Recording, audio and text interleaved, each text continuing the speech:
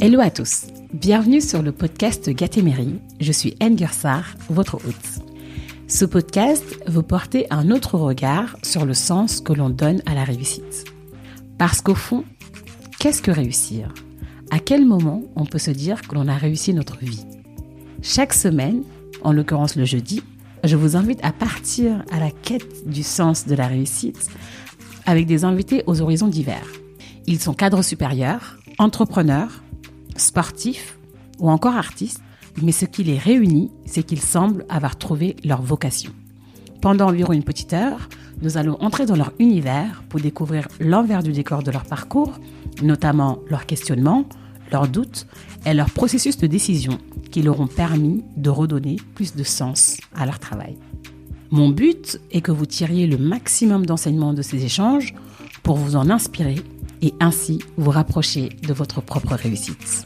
Si ce podcast vous plaît, la meilleure façon de me donner un coup de main est de mettre une note 5 étoiles sur iTunes, mais aussi d'en parler autour de vous, que ce soit à vos amis, vos collègues, sur les réseaux sociaux. Bref, vous êtes mes meilleurs ambassadeurs et ça me donnera un gros coup de boost.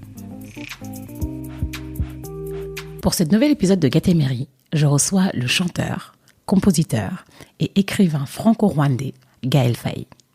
Son best-seller Petit Pays a été vendu à plus d'1 million d'exemplaires rien qu'en France et a été traduit en plus de 40 langues.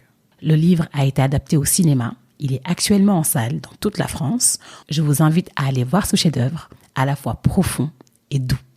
Gaël est né au Burundi, où il passe son enfance jusqu'à ses 13 ans, avant de s'exiler à cause du génocide qui sévit dans le pays, ainsi qu'au Rwanda.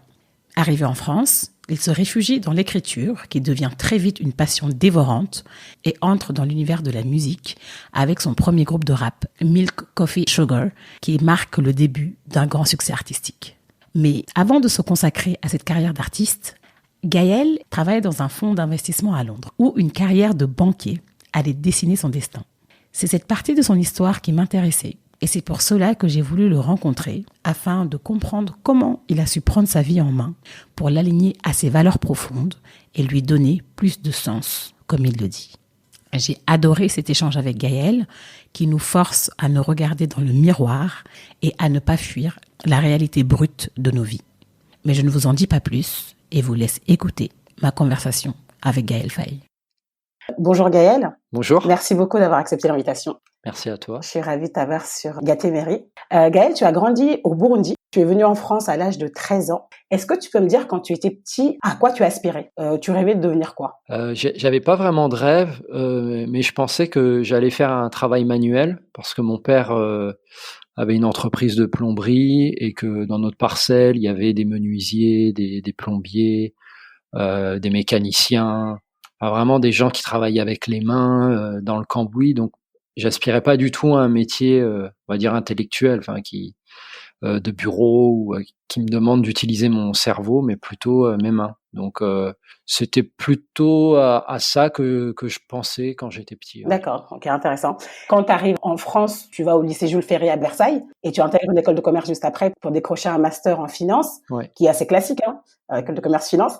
Ouais. Qu'est-ce qui a motivé ce choix ? Du coup, comment tu passes de ce rêve du travail manuel à l'école de commerce ? Il y a eu un tremblement de terre dans ma vie, ça a été la guerre et puis après l'exil. Donc j'ai eu une cassure, une brisure très forte avec mon enfance, avec tout mon monde. Enfin, tout s'est écroulé. Donc ce que je pouvais ressentir, penser, être quand j'étais enfant a complètement été chamboulé par d'abord la guerre, après l'exil. Et en arrivant en France, c'est vrai que il y avait une porte de sortie pour moi. Dans ma vie de tous les jours, hein, je le voyais pas comme un travail, mais c'était l'écriture. Mmh. Mais par contre, à côté de ça, je me suis toujours senti très responsable de l'avenir du Burundi.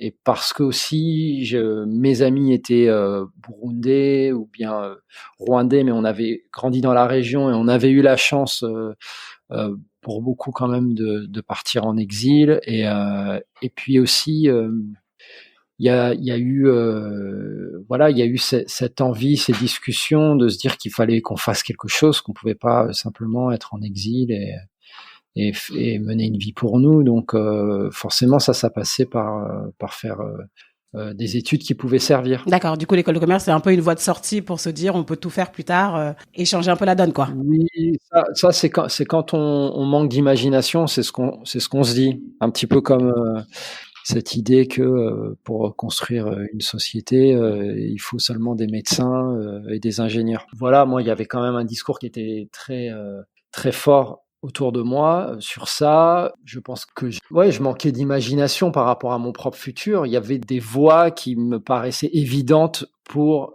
la jeunesse dont je faisais partie, c'est-à-dire cette jeunesse qui avait quitté le pays, qui avait quand même la chance de faire des études. Je me comparais aussi beaucoup.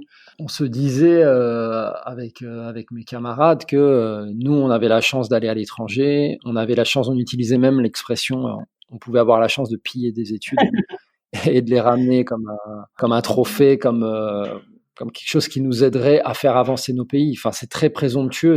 Moi, je trouve ça très présomptueux quand on est jeune de se dire que le pays nous attend et qu'on va faire ça. Mais c'est aussi un héritage, c'est-à-dire qu'on vient d'une histoire où les grands modèles, nos parents, les modèles qu'avaient nos parents, c'était des gens qui s'étaient construits comme ça. Je veux dire, Léopold Sédar Senghor, ce genre de modèle un peu archétype de ce que c'est que réussir à l'étranger et revenir construire le pays. Mais je parle de lui parce que c'est lui qui me vient en tête.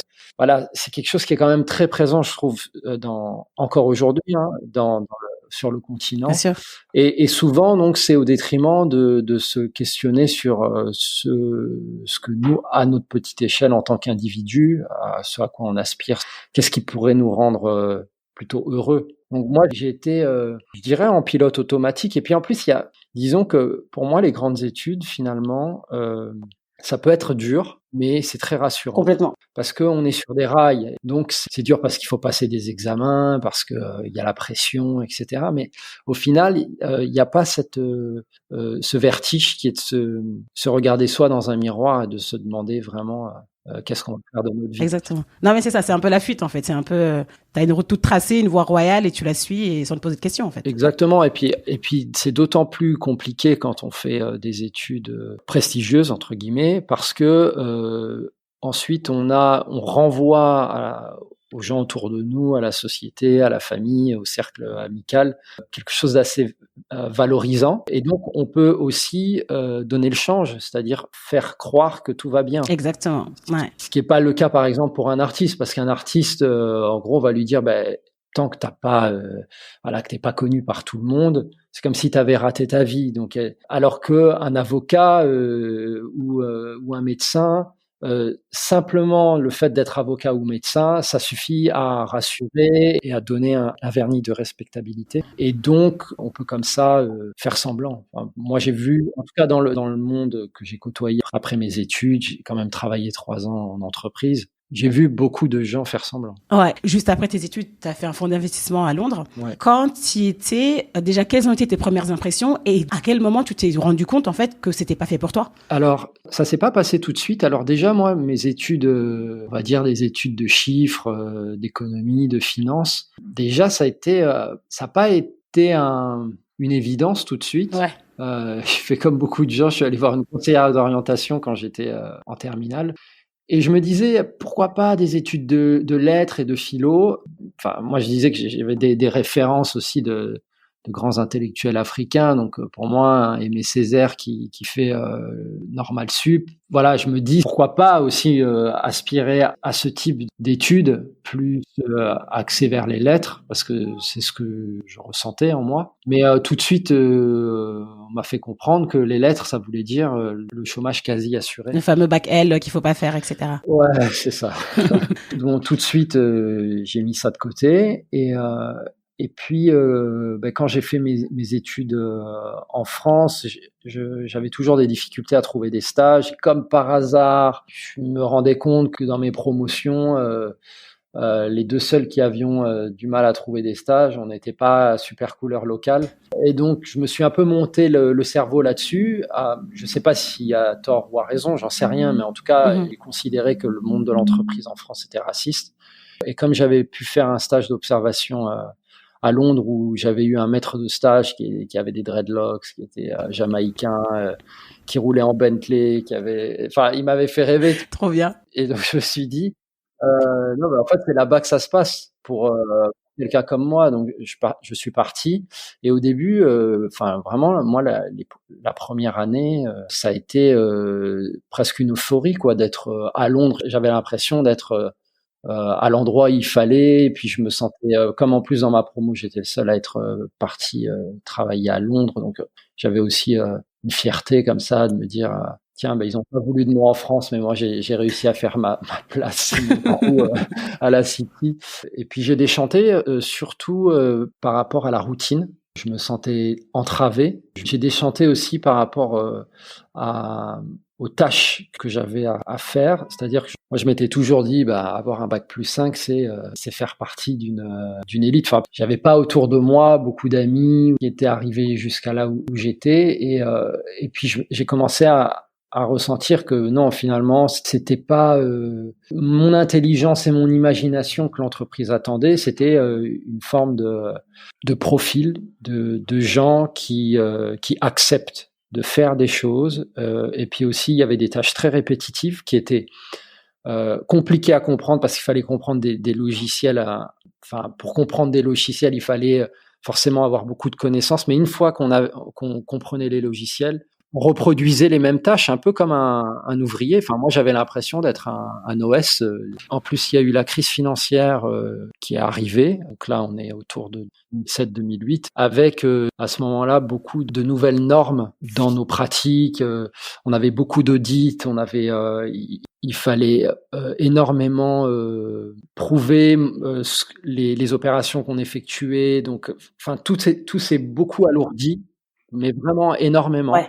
Quelque chose, par exemple, de très terre à terre, mais quand je suis arrivé dans l'entreprise, on devait badger en bas et ensuite on avait juste, il fallait déloguer une seule fois l'ordinateur. À partir de la crise et puis des nouvelles règles d'audit, il fallait badger déjà 3-4 fois pour rentrer dans le bâtiment et après l'ordinateur se loquait au bout de 2 minutes et il y avait, je sais pas, je devais retenir au moins 10 mots de passe pour faire les opérations journalières. Ah ouais, non, mais... Donc tout ça m'a mis une forme à dépoétiser totalement l'idée que je pouvais me faire de l'entreprise, de ce que c'était qu'avoir des grandes études et travailler à Londres. Et moi, l'idée que je projetais sur ce monde-là, j'ai déchanté totalement et j'ai eu l'impression d'être un poisson dans un bocal. Et j'arrivais pas à m'imaginer quelle pouvait être une perspective de développement parce que la seule perspective de développement qu'il y avait dans ça, c'était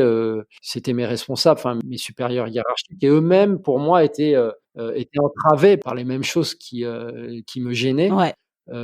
Et donc, ça ne me faisait pas rêver, en fait, d'arriver à leur poste. Même à la limite, c'était le contraire. Je me disais, eux, ils ont encore plus de pression sur les épaules. Finalement, je préfère rester à ma place. Et donc cette idée-là d'avoir la vingtaine et de se dire que on veut déjà être un planqué, ça m'a vraiment, ça m'a fait déprimer. Ouais, c'est hyper intéressant ce que tu dis. Dès lors où on n'arrive pas à se projeter dans l'entreprise, déjà ça veut dire que c'est la fin. Ouais. Cette période très difficile, moi je l'appelle la traversée du désert, où tu es un peu perdu, où effectivement tu rentres limite dans une déprime. Déjà, tu es fan de Jacques Brel. Ouais. Et j'ai vu que Jacques Brel t'avait beaucoup accompagné dans cette phase-là. Est-ce que tu peux m'expliquer comment tu as pu justement surmonter cette traversée du désert et comment tu as pu t'en sortir? Moi, la très grande chance que j'ai eue, c'était que j'avais une passion qui était l'écriture. Et ça, c'est vraiment, c'est ce que je dis souvent parce que à un moment donné, il y a une réalité, c'est que il faut gagner sa croûte, il faut gagner sa vie, et c'est difficile de claquer la porte quand on a fait un bac plus 5 et qu'on a un métier où quand même on gagne bien et qui nous donne un confort de vie, de claquer la porte et de se dire allez, c'est pas ce que je veux. Ouais, c'est dur, ouais. Quand on n'a pas une alternative qui nous paraît évidente.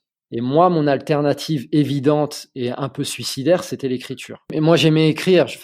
Et puis en plus, je continuais à faire ça comme un métier. Ça n'a jamais été un hobby ou bien une passion, un petit truc que je fais à côté. D'accord. C'était vraiment quelque chose qui hantait mes nuits, je vivais dans l'écriture. C'était vraiment quelque chose qui me dévorait et que j'aimais passionnément. C'est simplement le regard social et peut-être peut-être même moi, une condescendance par rapport au statut d'artiste, me dire: «Mais non, attends, toi, tu as eu la chance d'aller en Europe, c'est pas pour finir comme» en fait, 1 million de galériens que je voyais, tu vois? Des gens qui te disent: «Ah, je fais de la musique» ou «Je fais de l'art» et puis tu vois que ça avance pas et que Mmh. et en fait, je savais que moi, j'allais pas faire les choses de cette façon-là, mais simplement en disant que j'étais artiste, je savais que c'était, l'image que j'allais renvoyer aux gens. Oui. Moi, je pense que ce qui me faisait le plus peur, c'était, les vacances au Burundi ou au Rwanda, à dire à la famille, «Ouais, j'ai mis de côté, la finance et puis, Londres pour faire un disque de rap, quoi». Enfin là, la déception dans le regard des gens, c'était, pour moi, c'était vraiment vertigineux, quoi. C'était Comment tu as pu justement te défaire de ça? Parce que c'est exactement ce qui bloque énormément de personnes, hein. Tu sais, y a ouais. des personnes qui ont des rêves, mais qui se disent: «Mais non, jamais, je peux pas faire ça, mes parents, la société» et cetera. Toi, comment tu as réussi à te sortir de ça? Bah, alors déjà, je me suis donné un temps. C'est-à-dire, je me suis pas dit, «Plus jamais je retournerai dans mon bureau. Je claque la porte, à moi la nouvelle vie». D'accord. Je me suis dit, «Tu prends 1 année et si au bout de cette année-là, tu réussis pas à payer un loyer et à te payer ta bouffe, tu retournes dans ton bureau». Donc pour moi, c'était déjà une pression que je me mettais à moi-même et aussi, pendant, 6 mois, alors que j'étais encore en train de bosser, j'ai beaucoup potassé sur le business de la musique. Alors franchement, pourtant, c'est pas ce que je voulais, mais moi, je voulais vraiment écrire et faire un album, mais je me rendais bien compte que c'était pas possible de me lancer dans cette vie d'artiste si je maîtrisais pas aussi ce que ça voulait dire en termes de business, de contrat, de tout ça. Donc, heu, tout de suite, pour moi, il était évident qu'il fallait que je me structure. Tu n'idéalisais pas, le secteur de la musique, quoi? Ah non, non. Puis en plus, moi, j'étais pas du tout dans une musique, qui se voulait commerciale. Au contraire, Oui. j'étais dans une musique, soit de l'exil, de la nostalgie, très très liée à l'Afrique, ou aussi une musique de révolte anticapitaliste. Donc, je veux dire, je savais que le parcours allait être compliqué, Ouais. que j'allais pas gagner ma vie, enfin, que j'allais pas faire un tube qui allait passer, sur énergie. Ça, je le savais. Donc, il fallait que j'étudie, les différentes manières de quand même pouvoir gagner, ma vie. Je pense que ça, de toute façon, j'aurais pas pu le faire en étant en Afrique. À Londres, c'était très compliqué, donc il fallait que je rentre en France parce qu'il y avait, ce statut d'intermittence, qu'il y avait avant de gagner ma vie avec des droits d'auteur ou des cachets, mais, faire des ateliers d'écriture, des choses comme ça. Donc j'avais repéré des façons, de pouvoir survivre.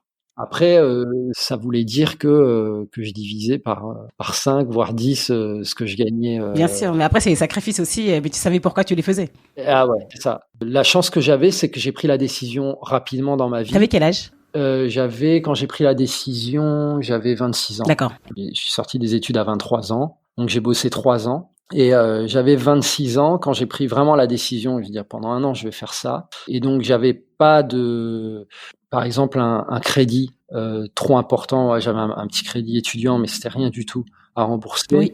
Mais tu vois, j'avais pas pris un appartement, j'avais pas encore mes enfants. En vrai, je me disais: «J'ai pas d'excuses» et c'est vrai que, des poètes comme Jacques Brel ou bien même des poètes beatniks et tout, c'était quand même des gens qui me donnaient une force, quoi, qui m'offraient des mantras, qui me permettaient de me dire, «Oui, il faut considérer ce moment-là où tu es tout seul et te dire que la seule chose qui t'astreint à rester là où tu es, c'est Ouais. la peur du lendemain. Mais sinon, à part ça, il y a rien». Comme disent les Ivoiriens, il y a rien, quoi. C'est l'homme qui a peur, quoi. Non, mais c'est exactement ça. Donc aujourd'hui, tu as des multicasquettes, hein, auteur, compositeur, et cetera. Ouais, Petit pays, c'est un condensé artistique, c'est une chanson, c'est un best-seller et bientôt le film. ouais. Est-ce que tu peux me dire en quoi ce que tu fais aujourd'hui te correspond vraiment, comparé à quand tu étais en finance il y a quelques années? Ça me correspond parce que j'ai l'impression d'être, je vais essayer de trouver une phrase qui fasse pas trop poétique. Fais-nous plaisir, on aime la poésie. Non, j'ai vraiment l'impression d'avoir donné du sens à mon existence. Mhm. Même si, je veux dire, c'est toujours compliqué de trouver du sens dans l'existence. Mais les activités que l'on a, se lever le matin pour faire quelque chose, c'est le sens qui est le premier des sens qu'on essaye de trouver dans l'existence. Après, il y a tellement d'autres sens, ça peut être, d'un point de vue spirituel. Mais là, c'est disons que l'occupation, qui te permet de gagner ta vie, je la remets plus du tout en question. Je me remets en question artistiquement, je me remets en question sur plein de choses, mais pas sur le sens que j'ai donné à ma vie. Et ça, ouais, mais ça, c'est un luxe incroyable, hein. C'est-à-dire que je me dis pas à quoi je sers, tout simplement. Ouais. À quoi je sers pour moi et pour les autres. Parce que c'est ça aussi. Parfois, on se dit, tiens, tous ces discours qu'on pouvait entendre des aînés, il faut être avocat, il faut être médecin, parce que tu vas permettre d'aider le pays. Mais tu peux être un très bon ingénieur et un très bon médecin et pas avoir l'impression d'aider le pays, parce que finalement, toi-même, tu ne t'aides pas. Enfin, c'est comme s'il y avait une vision qui doit regarder les deux faces du miroir. C'est bien sûr pouvoir être utile pour les autres, pour la société, mais aussi pour soi, parce que ça ne marche pas, ça ne marche pas si on ne l'est pas pour soi-même. Tout à fait. Moi, je vois le personnel médical en ce moment, si on se dit, oui, bien sûr, je sauve des gens, mais si on me donne pas les moyens, que j'ai l'impression que je fais pas bien mon boulot, est-ce qu'il y a un sens à aider les gens si je les aide pas avec les bons moyens? Non, c'est vrai. Donc, il y a déjà ça. Je crois aussi que je me pose pas de questions par rapport à mes enfants, ce qui aurait été le cas, je pense, si j'avais continué dans la voie dans laquelle j'étais. Donc, pour mes filles, la seule éducation que je peux leur donner, c'est l'exemple. Et moi, c'est ce que mon père m'avait donné, en fait, que j'avais pas vu. Mais mon père m'avait donné un exemple, c'était sa liberté absolue. Il était libre. Alors, par contre, il y avait un autre pendant de l'exemple de mon père que moi, je ne voulais pas du tout avoir, c'était la très grande précarité financière. Oui. Parce que il y avait, bien sûr, il y avait une très grande liberté chez mon père. Il était maître à bord, il était son propre chef, il avait ses passions, il allait au bout, mais dès qu'il y avait des accidents de la vie, il devait compter sur les autres parce que il n'avait pas suffisamment parfois d'assises financières ou de garanties. Je me souviens d'un accident qu'il a pu faire. Il s'était gravement blessé, qu'il avait dû être rapatrié en France, aller à l'hôpital, mais il n'avait pas d'assurance et donc il avait fallu vraiment déployer une énergie folle pour compter sur la solidarité des uns et des autres et donc après tu es redevable même de gens dont t'as pas envie d'être redevable.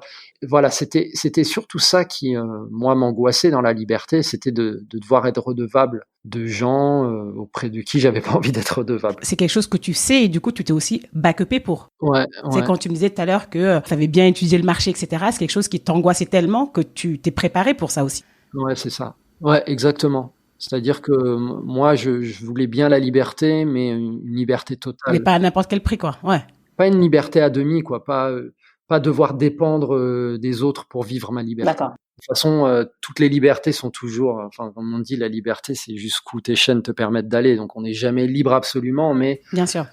En tout cas, je voulais pas qu'au bout de la chaîne, il y ait quelqu'un qui tienne la chaîne, quoi. Ouais, je comprends.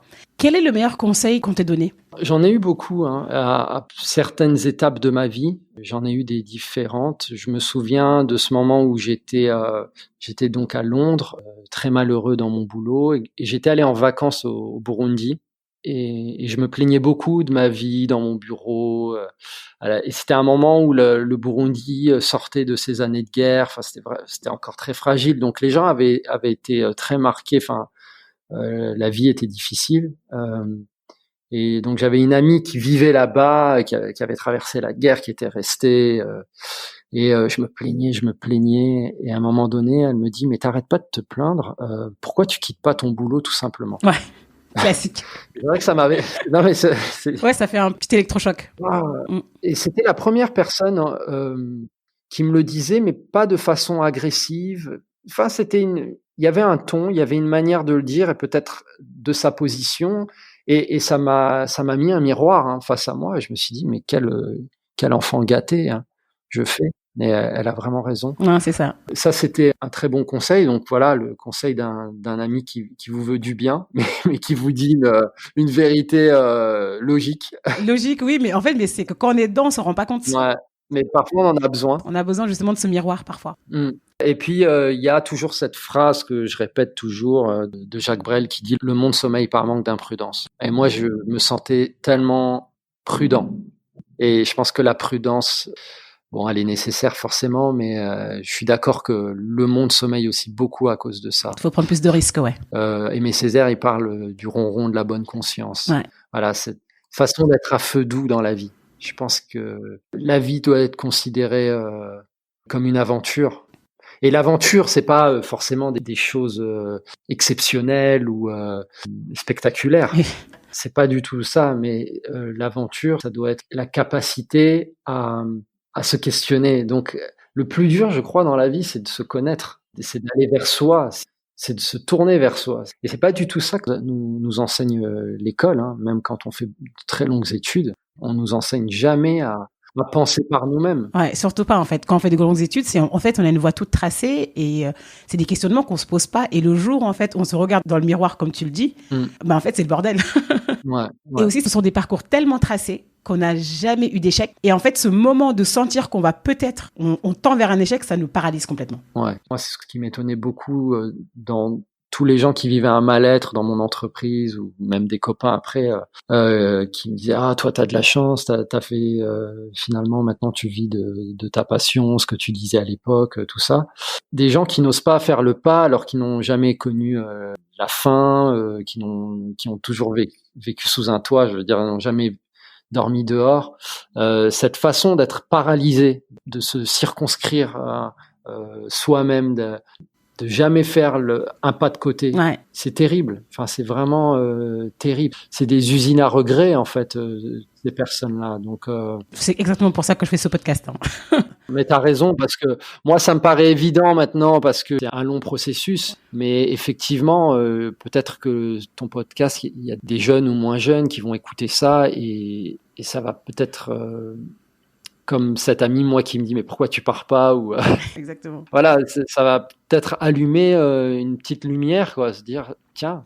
Puis après, ça se fait pas du jour au lendemain. Non, c'est un processus. C'est ça aussi qui est difficile, c'est que souvent on a envie de claquer la porte tout de suite. Et donc il faut savoir jauger. En fait, comme on dit, si parfois on veut aller loin, il faut bien ménager sa monture. Donc partir trop vite, claquer la porte en disant bon, à moins que burn-out ou tout ça. Mais sinon, ouais, ça demande aussi de se préparer. Ouais. Gaël, tu peux me dire qu'est-ce que la réussite pour toi? Comment tu définirais la réussite? Comment je vois, mais je pense que si je me mettais à une table et que je réfléchissais, j'aurais beaucoup de choses à dire là-dessus. Oui, j'imagine. Mais là, tout de suite, ce qui me vient, tu vois, là, il y a 2-3 jours, je me suis dit, tiens, il y a 10 ans, je sortais mon premier album de mon groupe Milk Coffee Sugar. Ouais.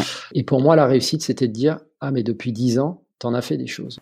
En fait, de me dire que j'ai pas gaspillé mon temps de vie. Voilà, la première idée qui me vient comme ça, c'est de me dire ça, c'est que la réussite, c'est avoir l'impression de vivre utile et de pas dilapider son temps de vie à des choses qui ne nous ont pas enrichis, qui ne nous ont pas servi, ou simplement cette idée de regret. Bien sûr. Quand on se retourne et on se dit mais attends, qu'est-ce que j'ai fait depuis 10 ans?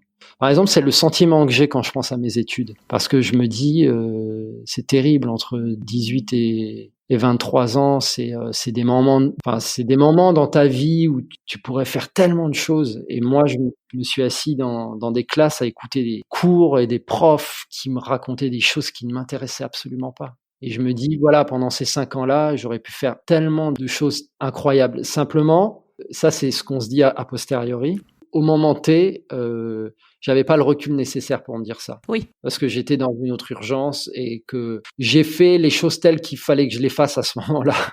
Ces 5 ans-là, je pense que la vie aussi, il faut savoir recycler pour pas vivre les choses comme un échec. Ouais. Pas garder un goût amer en soi.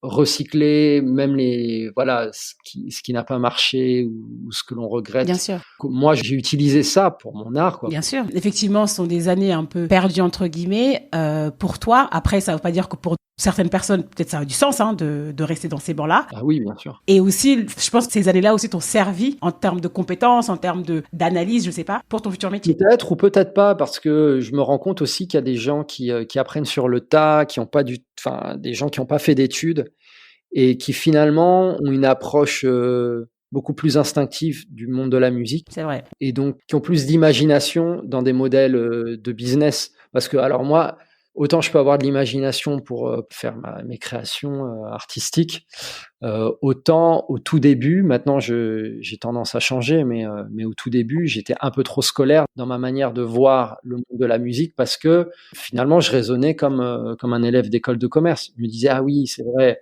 si je veux bien sortir un album, c'est bien d'être dans un grand groupe, alors il fallait signer chez Universal, et puis ceci, et puis cela. En fait, j'ai aussi perdu du temps là-dessus parce que non, on peut faire réussir un projet sans passer par les grands schémas qu'on nous a vendus depuis longtemps.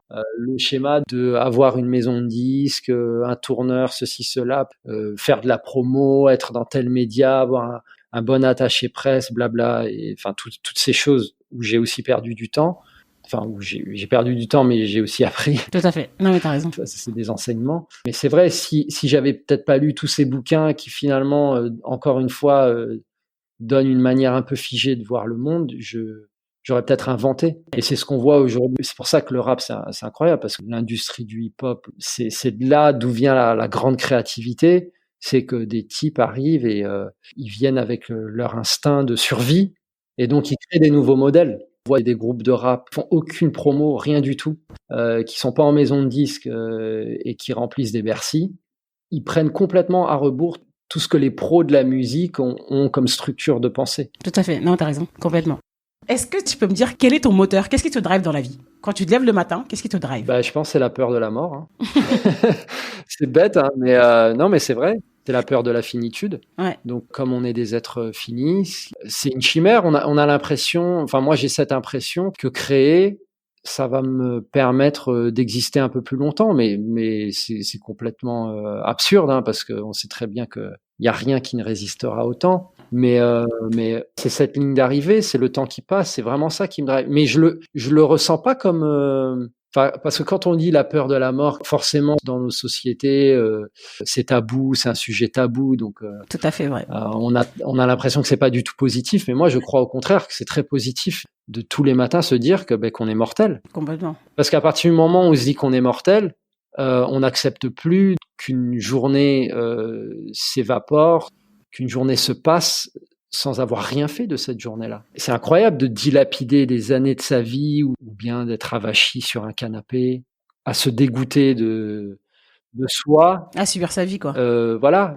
À partir du moment où on a cette conscience du temps qui passe, de la mort, et moi, comme peut-être aussi, entre guillemets, l'enseignement de ma vie, d'avoir côtoyé la mort très tôt, de voir des jeunes mourir devant moi. Donc, très tôt, j'ai eu cette conscience-là, de ne pas perdre mon temps. Et ça, c'était, je pense, c'est un des grands moteurs. Mmh. Et côtoyer forcément les artistes, ça aide. Les artistes, les philosophes, tout ça, ça aide à appréhender la mort, quoi. C'est vraiment des. Enfin, je vois, il y a tellement de bouquins de coaching de vie, de bien-être, de tout ça, mais en vrai, ça existe depuis depuis 3000 ans. Ah oui, complètement. Dans la spiritualité, bien sûr. Voilà, donc il suffit de lire les grands penseurs. Donc ouais, je pense que c'est ça qui me motive, et donc ça donne moins d'importance aussi à la futilité. Hein. Ouais. Je dis la futilité, pas la légèreté, parce que moi, par contre, je pense que c'est très important d'accepter que la vie, c'est quelque chose de léger. Pas non plus la voir comme toujours un grand combat ou. Je suis complètement partisane de ça. Hein. La vie doit être légère et on doit vraiment l'apprécier. Est-ce que tu as des grands principes d'organisation? Tes journées, hein, parce que comme tu dis, on doit la remplir de façon consciente, Ouais. qui te permettent justement d'être plus efficace et de pouvoir profiter de ta vie familiale, de tes amis, etc. La chance que j'ai, c'est que comme je suis mon propre boss, je peux choisir ma journée. Ouais. Donc j'alterne, c'est-à-dire j'ai des périodes. Si je suis en phase d'écriture, si je suis en phase de tournée, quand je vois que ça m'arrive aussi d'être pas loin du burn-out en tant qu'artiste. Hein, faut pas se voiler la face. C'est pas non plus. Oui, j'imagine. Faut pas idéaliser ce monde-là. Hein, c'est un monde avec des contraintes terribles, avec des souffrances, et c'est même d'autant plus difficile d'en parler que c'est des métiers qui font rêver. Donc quand les artistes disent je suis en train de faire un burn-out parce que j'ai fait 200 concerts ou des gens sont venus m'acclamer, les gens se disent attends, s'il te plaît, enfin la ramène pas avec ça. Mais on peut craquer aussi. Moi, tous les grands artistes que j'aime, que j'ai aimés, sont beaucoup de gens qui sont morts. cause de la scène, quoi. Donc, t'es obligé de pallier par la drogue, tu fais des dépressions, tu fais des burn-out. Enfin, Jacques Brel, ça n'existait pas encore, mais en gros, quand tu entends ces interviews qui décident à 37 ans de tout arrêter, c'est qu'il te dit, quoi, qu'il est en burn-out, quoi, qu'il craque, quoi. Ouais.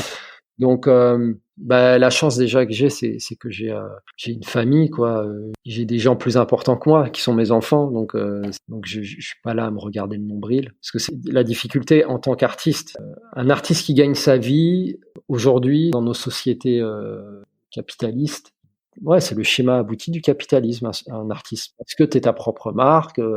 C'est-à-dire que à la scène et à la ville, tu es une marque. Et en plus, aujourd'hui, avec les réseaux sociaux, tu peux toujours te mettre en scène. Et même ne pas se mettre en scène, c'est se mettre en scène. Enfin, je veux dire, le silence est autant une mise en scène que le non-silence.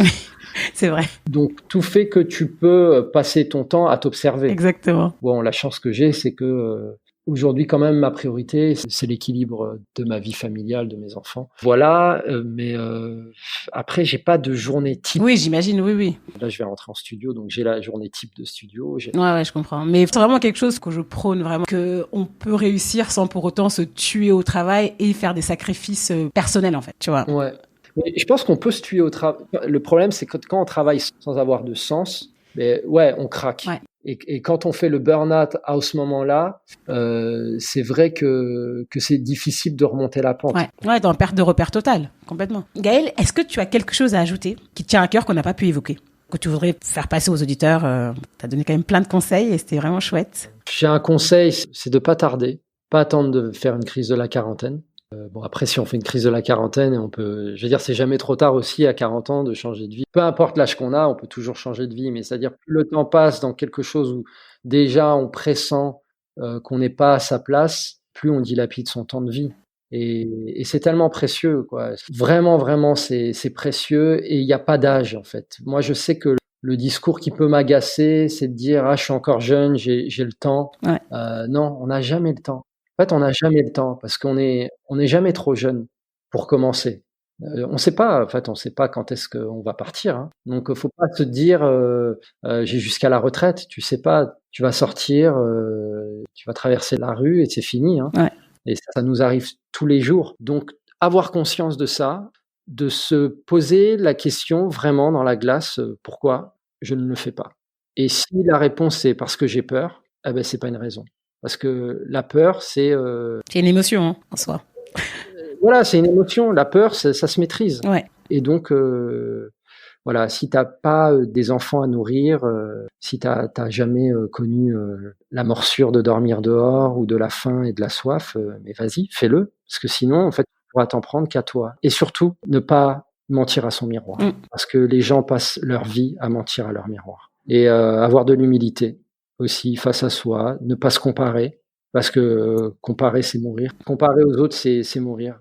Bon, là, c'est vraiment, je dis quelque chose qui paraît tellement évident et qu'on entend tous les jours, mais bon. Mais pas si évident que ça, hein. Ouais, faut le répéter. On a beau le dire, ça dépend qui le dit, mais c'est vrai qu'on a chacun son propre chemin. Enfin, je veux dire, moi, quand j'ai écrit mon roman, on m'a dit faut pas écrire sur l'Afrique. Les maisons de disques m'ont dit ça aussi. Écris pas sur l'Afrique, ça intéresse pas le public. Pas vendeur, c'est pas sexy. Et je pense que si j'avais pas cette liberté, parce que pour moi l'artistique, c'est un endroit où j'ai toujours été libre à cet endroit-là. J'ai jamais fait rentrer des considérations marketing. Là où j'ai pu le faire dans mes autres métiers, enfin, je veux dire, une manière de se présenter. Là, c'est pour ça même, j'ai pas de nom de scène. J'ai toujours voulu être moi totalement, que ce que j'allais écrire, autant ma grand-mère que mes enfants pouvaient l'écouter. J'allais pas me cacher ou j'allais pas jouer un rôle. Donc, c'est un endroit où pour moi, il a toujours été évident que j'allais être moi.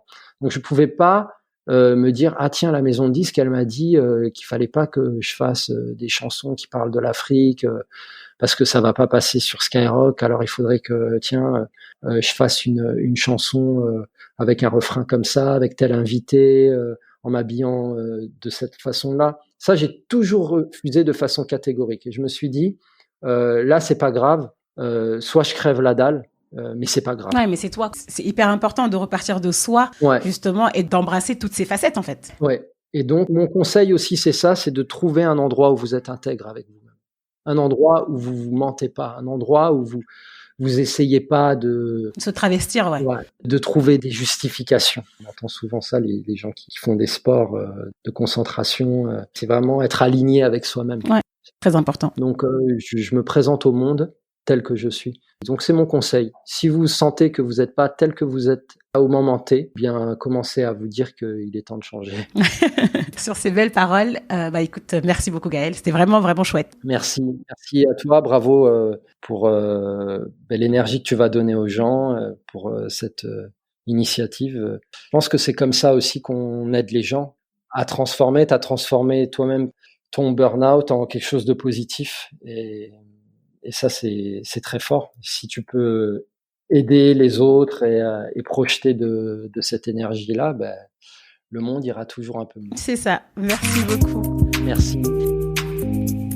Merci pour votre écoute. J'espère que cet épisode vous a plu.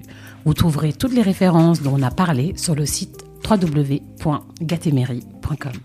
Et si vous voulez me contacter pour me poser des questions, me présenter de nouveaux invités ou me donner vos feedbacks, je suis hyper preneuse de feedback. N'hésitez pas à le faire sur les réseaux sociaux, LinkedIn et Instagram de préférence, avec le pseudo @gatemery. Je vous répondrai avec grand plaisir. Dernière chose, hyper importante pour moi, c'est de m'aider à faire connaître ce podcast en mettant une note 5 étoiles sur iTunes. Pourquoi iTunes ? Parce que c'est là où on peut se démarquer dans la jungle des podcasts et qui permettra aux autres auditeurs de le découvrir plus facilement. Si vous n'avez pas iTunes, pas de souci, partagez-le autour de vous et abonnez-vous sur la plateforme d'écoute de votre choix pour ne pas rater les prochains épisodes. Portez-vous bien et je vous dis à la semaine prochaine.